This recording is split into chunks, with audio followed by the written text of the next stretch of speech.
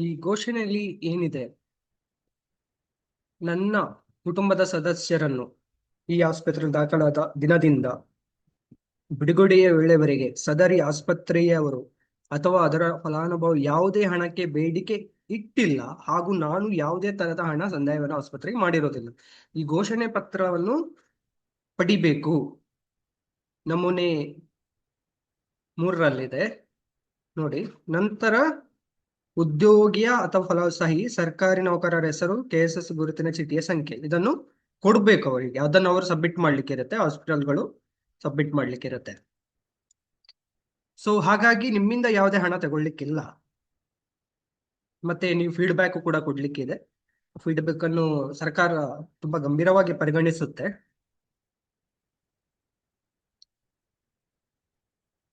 ಇದೆಲ್ಲ ಪೆನಾಲ್ಟಿಗಳು, ಏನೆಲ್ಲ ಪೆನಾಲ್ಟಿ ಇದೆ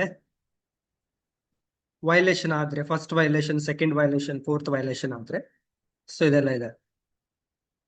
ಇಷ್ಟು ಡೀಟೇಲ್ ಆಗಿ ಕೊಟ್ಟಿದ್ದಾರೆ. ಹಾಗಾಗಿ ಯಾವ ಹಾಸ್ಪಿಟಲ್ಗಳು ಬೆನಿಫಿಷಿಯರಿಗೆ ಮೋಸ ಮಾಡಲಿಕ್ಕೆ ತುಂಬಾ ಕಡಿಮೆ ಚಾನ್ಸ್ ಇದೆ. ನಾವು ಇದರ ಬಗ್ಗೆ ನಮಗೆ ಗೊತ್ತಿರಬೇಕು, ಇದರ ಬಗ್ಗೆ, ಈ ಸ್ಕೀಮ್ ಬಗ್ಗೆ ನಮಗೆ ನಾಲೆಜ್ ಇರಬೇಕು. ಆನಂತರ ನಾವು ಅಲ್ಲಿ ಮಾತಾಡಬಹುದು. ಹಾಗಾಗಿ ದಯವಿಟ್ಟು ಎಲ್ಲರೂ ಸರ್ಕಾರಿ ಎಂಪ್ಲಾಯಿಗಳು, ಗವರ್ಮೆಂಟ್ ಎಂಪ್ಲಾಯೀಸ್ ಎಲ್ಲವನ್ನು ಇದರ ಡೀಟೇಲ್ ಆಗಿ ಓದಿ ಅರ್ಥ ಮಾಡ್ಕೊಳ್ಳಿ.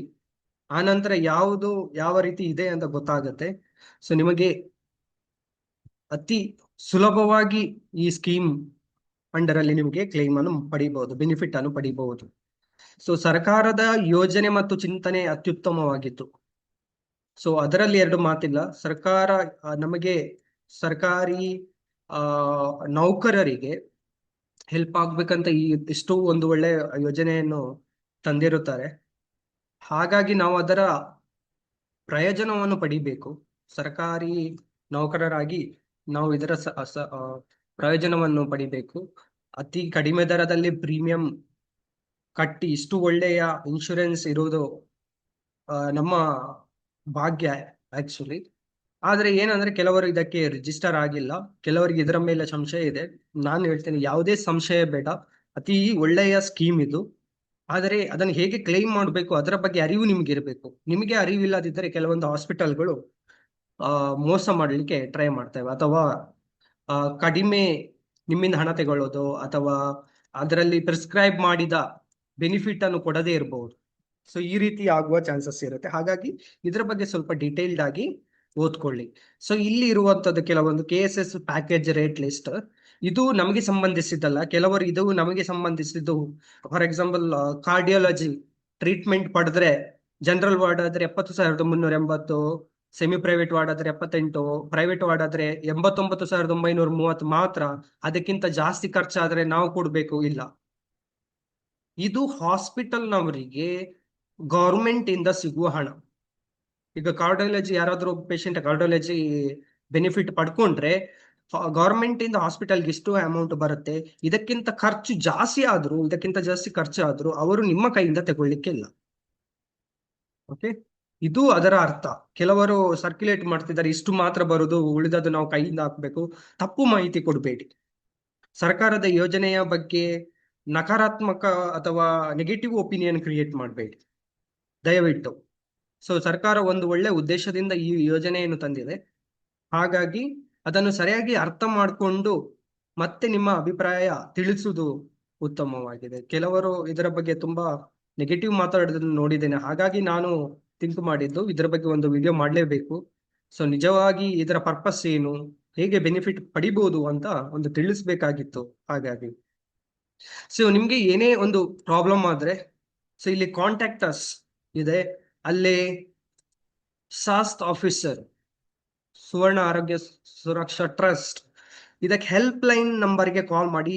10 ಗಂಟೆ ನಂತರ 5 ಗಂಟೆ ಒಳಗಡೆ ಯಾವಾಗ್ಲೂ ಪಿಕ್ ಮಾಡ್ತಾರೆ. ಬ್ಯುಸಿ ಇದ್ರೆ ಕೆಲವೊಂದ್ಸಲ ಪಿಕ್ ಮಾಡಲ್ಲ, ಅಂದ್ರೆ ಬೇರೆಯವರು ಕಾಲ್ ಅಲ್ಲಿ ಇದ್ರೆ. ಆದ್ರೆ ನನಗೆ ಪ್ರತಿ ಸಲ ಅವರು ಕಾಲ್ ಪಿಕ್ ಮಾಡಿದ್ದಾರೆ. ನನಗೆ ಏನು ಸಹಾಯ ಬೇಕು ಅದನ್ನು ಕೂಡ ಕೊಟ್ಟಿದ್ದಾರೆ. ಹಾಗಾಗಿ ಇದಕ್ಕೆ ನಂಬರ್ ಕಾಲ್ ಮಾಡಿ. ಮತ್ತೆ ಡಿಸ್ಟ್ರಿಕ್ಟ್ ಕೋಆರ್ಡಿನೇಟರ್ ಅಂತ ಇರ್ತಾರೆ, KSS ಡಿಸ್ಟ್ರಿಕ್ಟ್ ಕೋಆರ್ಡಿನೇಟರ್. ಅದು ಇದರಲ್ಲಿ ಈಗ ಇನ್ನು ಮಿಸ್ ಆಗಿದೆ, ಆದ್ರೆ ಒಂದು PDF ಉಂಟು ಡಿಸ್ಟ್ರಿಕ್ಟ್ ಕೋಆರ್ಡಿನೇಟರ್, ಅವರನ್ನು ಕಾಂಟ್ಯಾಕ್ಟ್ ಆಗಿ, ಅವರಿಗೆ ಆ ಹಾಸ್ಪಿಟಲ್ ಬಗ್ಗೆ ಗೊತ್ತಿರುತ್ತೆ. ಸೊ ಆ ಡಿಸ್ಟ್ರಿಕ್ಟ್ ಕೋಆರ್ಡಿನೇಟರ್ ಅನ್ನು ಕೂಡ ಕಾಂಟ್ಯಾಕ್ಟ್ ಆಗಿ, ನಿಮಗೆ ಡಿಸ್ಟ್ರಿಕ್ಟ್ ಕೋಆರ್ಡಿನೇಟರ್ ಯಾರು ಮತ್ತೆ ಅವರ ನಂಬರ್ ಗೊತ್ತಿಲ್ಲದಿದ್ರೆ ನೀವು ಹೆಲ್ಪ್ ಲೈನ್ಗೆ ಕಾಲ್ ಮಾಡಿ, ಅವರು ನಿಮಗೆ ಆ ಇನ್ಫಾರ್ಮೇಶನ್ ಕೊಡ್ತಾರೆ. ಸೊ ಡಿಸ್ಟ್ರಿಕ್ಟ್ ಕೋಆರ್ಡಿನೇಟರ್ ಕಾಂಟ್ಯಾಕ್ಟ್ ಮಾಡಿ, ಅವರು ನಿಮಗೆ ಡೆಫಿನೆಟ್ಲಿ ಹೆಲ್ಪ್ ಮಾಡ್ತಾರೆ. ನನಗೆ ಕೂಡ ದಕ್ಷಿಣ ಕನ್ನಡ ಡಿಸ್ಟ್ರಿಕ್ಟ್ ಕೋಆರ್ಡಿನೇಟರ್ ತುಂಬಾ ಹೆಲ್ಪ್ ಮಾಡಿದ್ದಾರೆ. ಸೊ ಅವರು ಪರ್ಸನಲ್ ಆಗಿ ಕಾಲ್ ಮಾಡಿ ತುಂಬಾ ವಿಚಾರಿಸಿದ್ದಾರೆ. ಹಾಗಾಗಿ ತುಂಬಾ ಹೆಲ್ಪ್ ಮಾಡ್ತಾರೆ KSS ಡಿಸ್ಟ್ರಿಕ್ಟ್ ಕೋಆರ್ಡಿನೇಟರ್, ಅಥವಾ ಈ ಆಫೀಸಿಗೆ ಕಾಲ್ ಮಾಡಿ. ಸೊ ಇನ್ ಕೇಸ್ ಆ ತರ ಏನಾದರೂ ಪ್ರಾಬ್ಲಮ್ ಆದ್ರೆ, ಇನ್ನೂ ಉಳಿದ ಪ್ರಾಬ್ಲಮ್ ಅಂದ್ರೆ, ದಯವಿಟ್ಟು ಅಧಿಕಾರಿಗಳನ್ನು ಕಾಂಟ್ಯಾಕ್ಟ್ ಮಾಡಿ. ಆ ಕರ್ನಾಟಕದಲ್ಲಿ ಆರೋಗ್ಯ ಸುವರ್ಣಸೌಧ ಇದೆ, ಈ ಅಡ್ರೆಸ್ ಕೂಡ ಇದೆ. ನಾನು ವಿಸಿಟ್ ಮಾಡಿದ್ದೇನೆ, ಅಲ್ಲಿ ವಿಸಿಟ್ ಮಾಡಿ ಲೆಟರ್ ಕೊಟ್ಟು ಬಂದಿದ್ದೇನೆ, ಇಂಥ ಪ್ರಾಬ್ಲಮ್ಗಳಿದೆ ಅಂತ. ಅವರು ಅದಕ್ಕೆ ಸ್ಪಂದಿಸಿದ್ದಾರೆ. ಸ್ಪಂದಿಸಿ ನನಗೆ ಉಚಿತವಾಗಿ 2 ಸಲ, 1 ಸಲ ಅಲ್ಲ 2 ಸಲ ಸಂಪೂರ್ಣ ಚಿಕಿತ್ಸೆಯು ಸಿಕ್ಕಿದೆ. ಐ ಥಿಂಕ್ ಆಲ್ಮೋಸ್ಟ್ 2 ಲಕ್ಷದವರೆಗೆ ಖರ್ಚಾಗಿರ್ಬೋದು, ಆದ್ರೆ ನನ್ನ ಕೈಯಿಂದ 1 ರೂಪಾಯಿ ಕೂಡ ಅವರು ತಗೊಂಡಿಲ್ಲ. ಸೊ ಇಲ್ಲಿ ನಮ್ಗೆ ಮೊದಲ ಅರಿವಿರಬೇಕು, ಆಮೇಲೆ ನಮ್ಗೆ ಈ ಯೋಜನೆಯ ಬೆನಿಫಿಟ್ ಅನ್ನು ಪಡಿಬಹುದು. ಕೆಲವರು ಸರ್ಕಾರದ ಯೋಜನೆಯನ್ನು ಪಡೆಯದೆ ಸರ್ಕಾರ ನಮಗೆ ಏನು ಮಾಡ್ತಿಲ್ಲ ಅಂತ ಕಂಪ್ಲೇಂಟ್ ಮಾಡ್ತಾರೆ. ಸರ್ಕಾರದ ಯೋಜನೆಯನ್ನು ಸರಿಯಾಗಿ ಯೂಸ್ ಮಾಡ್ಲಿಕ್ಕೆ ನಮ್ಗೆ ಗೊತ್ತಿಲ್ಲ. ಯೋಜನೆಗಳಿದೆ, ಅದರ ಬಗ್ಗೆ ನಮಗೆ ಅರಿವಿಲ್ಲ. ಕೆಲವರಿಗೆ ಅರಿವಿದ್ರು ಅದರನ್ನು ಬೆನಿಫಿಟ್ ಅನ್ನು ಹೇಗೆ ಪಡೆಯುವುದು ಅದರ ಬಗ್ಗೆ ಗೊತ್ತಿರೋದಿಲ್ಲ. ಯಾಕೆ ಕಷ್ಟಪಡ್ಬೇಕು ಅಂತ ಮತ್ತೆ ಹೇಳ್ತಾರೆ, ಗವರ್ಮೆಂಟ್ ನಮ್ಗೆ ಏನು ಮಾಡ್ತಾ ಇಲ್ಲ ಅಂತ. ಸೊ ಈ ರೀತಿ ಮಾತಾಡುವವರಿಗೆ ಮೊದಲು ಇದರ ಬಗ್ಗೆ ಅರ್ಥ ಮಾಡ್ಕೊಳ್ಳಿ, ಆನಂತರ ನಿಮ್ಮ ಅಭಿಪ್ರಾಯವನ್ನು ತಿಳಿಸಿ. ಸೊ ಸೊ ಈ ವಿಡಿಯೋ ಯಾವುದೇ ಸರ್ಕಾರವನ್ನು ಹೊಗಳುವುದು ಅಥವಾ ತೆಗಳುವುದು ಆಗಿರುವುದಿಲ್ಲ, ಆದರೆ ಸರ್ಕಾರದ ಯೋಜನೆ ಒಂದು ಉತ್ತಮ ಯೋಜನೆ ಆಗಿದ್ದು ಅದರ ಬಗ್ಗೆ ನಾನು ಮಾತಾಡೋದು ನನ್ನ ಒಂದು ಕರ್ತವ್ಯ ಆಗಿರುತ್ತೆ. ಸೊ ಒಳ್ಳೆ ಯೋಜನೆ ಬಗ್ಗೆ ನಾವು ಮಾತಾಡ್ಲೇಬೇಕಾಗುತ್ತೆ. ಸೊ ಆರೋಗ್ಯ ಮತ್ತೆ ಎಜುಕೇಶನ್, ಸೊ ಇದು ಈ ಎರಡು important concept for the development. So ಇದಕ್ಕೆ ಹೆಚ್ಚು ಒತ್ತು ಕೊಡಬೇಕು, ಎಜುಕೇಶನ್ ಮತ್ತೆ ಆರೋಗ್ಯ. ಸೊ ಈ ಪಾಲಿಸಿಯು ಆರೋಗ್ಯದ ಬಗ್ಗೆ ಒಂದು ಒಳ್ಳೆಯ ಯೋಜನೆ ಆಗಿರೋದ್ರಿಂದ, ಸೊ ನಾವೆಲ್ಲರೂ ಇದರ ಪ್ರಯೋಜನವನ್ನು ಪಡಿಬೇಕು. ಮತ್ತೆ ಆ ಮತ್ತೆ ಇತರರಿಗೂ ಕೂಡ ಇದರ ಬಗ್ಗೆ ತಿಳಿಸ್ಕೊಡ್ಬೇಕು. ಸೊ ಹಾಗಾಗಿ ಹೇಳಬೇಕಾಗಿ ಮತ್ತೊಂದು, ಕೆಲವರೊಂದು ತೊಂದರೆಗಳನ್ನು ಅನುಭವಿಸಿರಬಹುದು. ಅದೇ ನಾನು ಹೇಳಿದಾಗಿ, ಏನೇ ತೊಂದರೆ ಇದ್ದರೂ ದಯವಿಟ್ಟು get the return clarification from the hospital ಇಂದ ರಿಟರ್ನ್ ಕ್ಲಾರಿಫಿಕೇಶನ್ ತಗೊಳ್ಳಿ. ಆನಂತರ ಅದನ್ನು ಸಂಬಂಧಪಟ್ಟ ಅಧಿಕಾರಿಗಳಿಗೆ ತಲುಪಿಸಿ. ನೀವು ಸುಮ್ಮನೆ ನಿಮಗೆ ಆದ ಅನ್ಯಾಯವನ್ನು ನೀವೇ ನಿಮ್ಮ ಫ್ರೆಂಡ್ಸ್ ಹತ್ರ ಹೇಳ್ಕೊಂಡ್ರೆ ಅದರಿಂದ ಏನು ಪರಿಹಾರ ಸಿಗುವುದಿಲ್ಲ.